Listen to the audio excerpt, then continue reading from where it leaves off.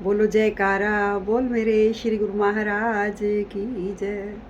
बोलो सांचे दरबार की जय। आज है लक्ष्मी माता का व्रत जो बच्चों के लिए किया जाता है, धागों वाला व्रत। 16 तंदे, 16 धागे, 16 गांठ वाला ये व्रत होता है जो बच्चों के लिए किया जाता है। ऐसे धागे बनाए जाते हैं, ये गिनकर धागे होते हैं, पूरे 16 धागे होते हैं इसमें, और ये 16 गांठें लगी होती हैं ऐसे। लक्ष्मी माता का व्रत जो श्राद्धों में अष्टमी वाले दिन आता है। तो किसी ने कमेंट करके कहा कि आप कथा सुनाइए इसकी। मैंने कहा चलो कथा सुना देते हैं। तो आइए शुरू करते हैं कथा। किसी देश में एक राजा था, उसकी 2 रानियां थी। जो छोटी रानी थी उससे राजा बहुत प्रेम करता था, और जो बड़ी वाली रानी थी प्रेम तो उससे भी करता था, लेकिन वो थोड़ी अनबन लगी रहती थी उनके साथ, तो वो अलग से वहीं पर रहती तो राजमहल में ही थी, लेकिन थोड़ा सा अलग उसको रखा हुआ था। तो राजा वैसे तो बहुत खुश था, लेकिन उसके कोई संतान नहीं थी।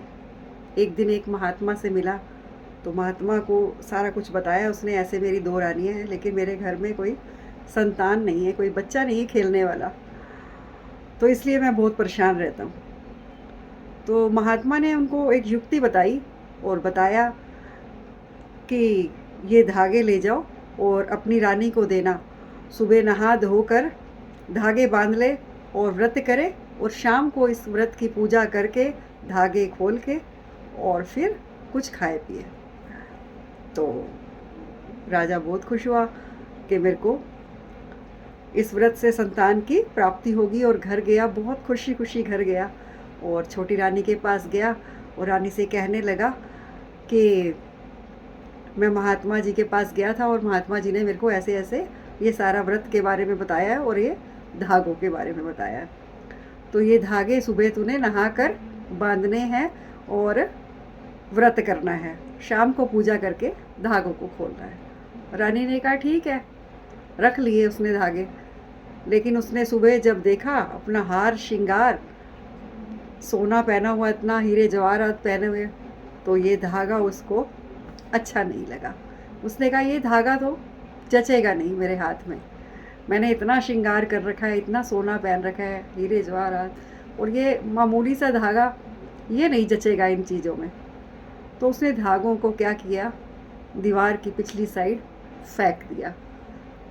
वहाँ घोड़ों का तबेला था, वहाँ एक गोली जो जो काम करती हैं वो आई, और उसने जैसे ही सारा झाड़ू वाड़ू लगाया, सफाई करी, तो वो सारा कूड़ा उसने अपने टोकरे में जैसे डालती थी डाल लिया। अब वो टोकरी उठाए तो उससे उठा ही ना जाए। उसने कहा ये क्या हुआ, आज टोकरी का वज़न इतना ज़्यादा कैसे हो गया, मैं तो कितने सालों से आती हूँ यहाँ काम करने और रोज़ टोकरा उठाती हूँ, आज क्यों नहीं टोकरा उठाया जा रहा। अब उसने क्या किया, सारा कूड़ा नीचे फिर फैला दिया। उसने कहा कुछ तो ऐसा है इसमें जो मैं उठा नहीं पा रही हूँ।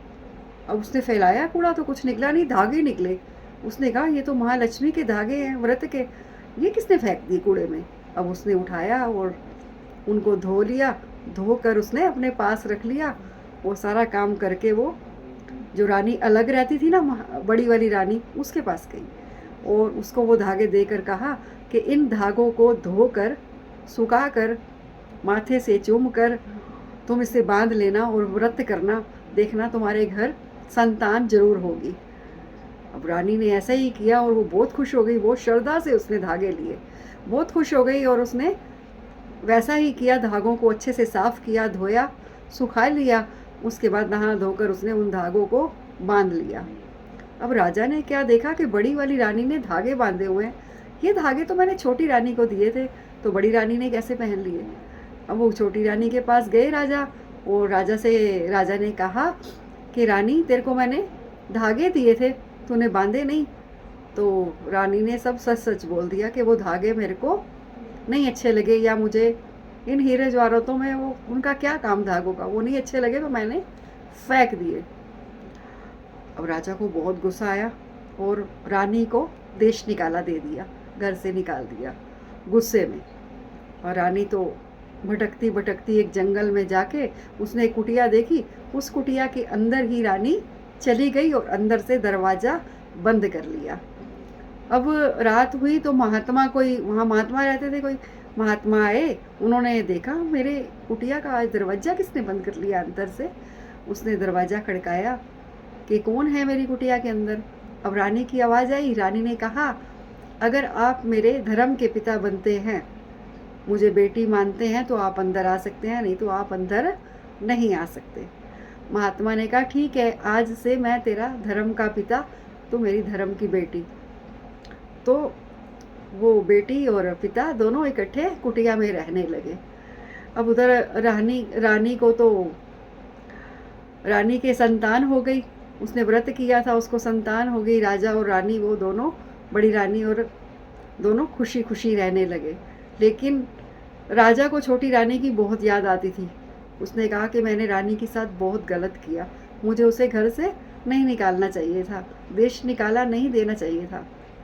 मैं उससे इतना प्रेम करता था और मैंने उसको घर से निकाल दिया।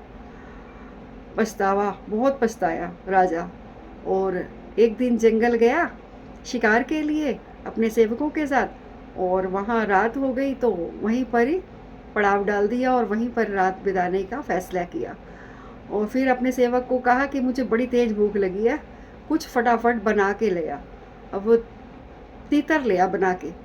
तो अब वो तीतर को भूने कैसे, कोई आग नहीं, कोई कुछ नहीं वहाँ पर। अब वो राजा ने कहा कि जा, जहाँ से मर्जी बना के ला। तो अब वो बेचारा सेवक ढूंढता ढूंढता कहीं आग मिल जाए गया, और उसने एक कुटिया देखी, वहाँ पर आग जलती हुई देखी। तो वो कुटिया के पास गया और रानी से बोला कि मेरे राजा को बहुत भूख लगी है, हम रात को यहीं रुके हैं। तो राजा ने तीतर भूनने के लिए कहा है, अगर आपकी आज्ञा हो तो मैं यहाँ से तीतर भून लूँ। तो रानी ने कहा, ठीक है, भून ले। अब वो सेवक तीतर भूनने लगा। अब वो रानी को देख के कभी रोने लगा, कभी हंसने लगा। रानी को बड़ा टच हुआ। रानी ने कहा, ये मुझे देख के बार बार कभी रोता है, कभी हंसता है, जाके पूछूं तो क्या हुआ है। रानी उसके पास गई और रानी ने कहा, क्यों, क्या हुआ भाई, कभी तो तू मुझे देख के रोता है और कभी तो मुझे देख के हंसता है, क्या हो गया। तो उसने कहा, रोता इसलिए हूँ कि ये जो तीतर भून रहा था ये मुझसे जल गया है, और हंसता इसलिए हूँ कि तुम कहीं की राजकुमारी महारानी लगती हो और इस कुटिया में तुम क्या कर रही हो, ये सोचता हो। तो रानी ने कहा, अच्छा ठीक है, ये तीतर मेरे को दे दे, मैं इसको ठीक करके तेरे को देती हूँ, तेरे को राजा कुछ नहीं कहेगा। तो रानी ने उस तीतर को सही कर दिया, ठीक करके, और बनाकर उसको दे दिया और कहा, जा राजा को खिला दे। अब वो गया राजा के पास और राजा को दिया। राजा ने जैसे ही खाया उसे रानी की याद आ गई। उसने कहा, ये तो मेरी छोटी रानी ऐसे बनाया करती थी, ये तूने कैसे बनाया, तू बना ही नहीं सकता, ये बता, सच सच बता, कहाँ से बनवा के लाया तू तीतर।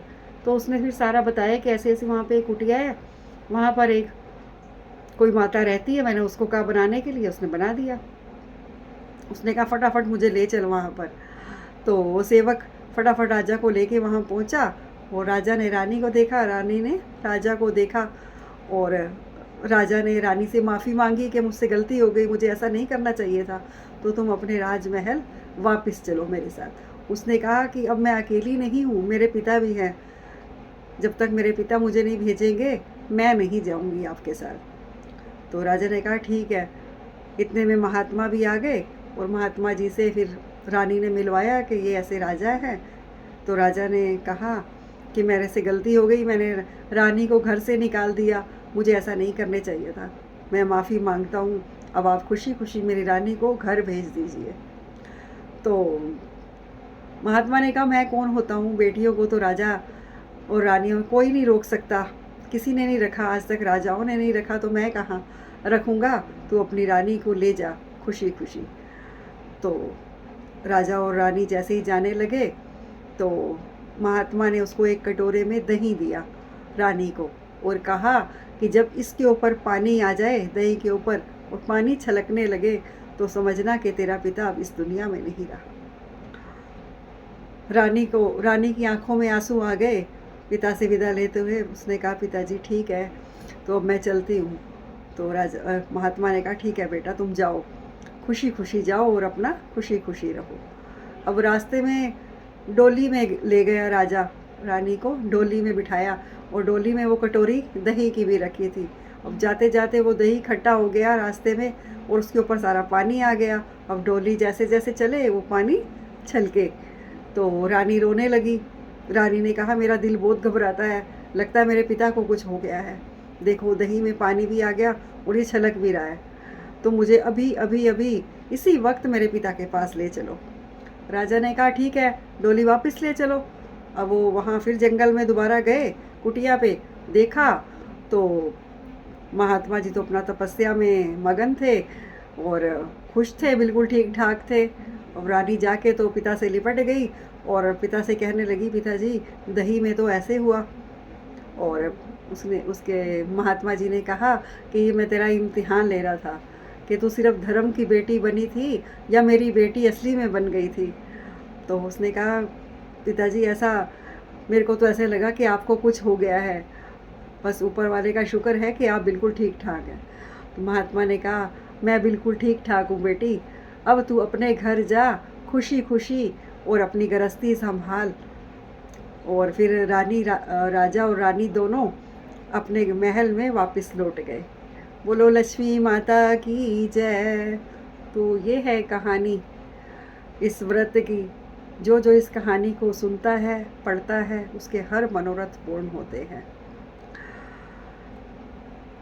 जय माँ लक्ष्मी।